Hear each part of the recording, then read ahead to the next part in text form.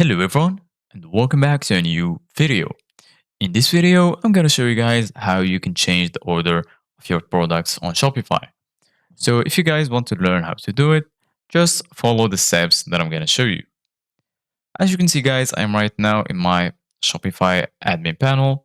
So the first thing that you need to do guys is go to the left side of your screen and then search for products. Once you go ahead and click on products, then you're going to find a list that includes all of your products. As you can see, guys, for me, I don't have that list because I still don't have products yet. So, firstly, we're going to click on import products and then I'm going to click on download sample CSV template and then add file to add the template and then click on upload and preview. Import products.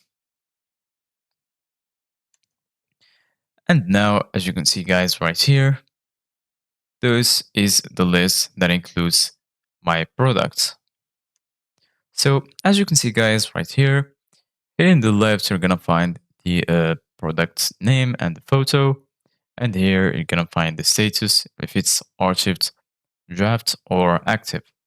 Right here, you're gonna find the inventory, inventory not tracked, inventory tracked or in stock. Right here, you're gonna find the sales channel, markets, the type of your products, and lastly, the vendor. So, for example, if you want to change the order of your products, you can go here and click on this, and it's gonna change the order from A to Z, and also from Z to A.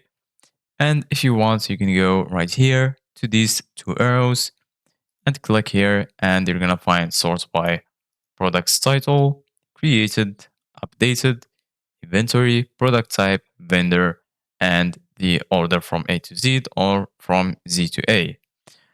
For example, I'm going to click on inventory.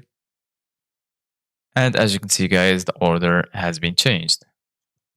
Thank you guys for watching. See you guys in the next video.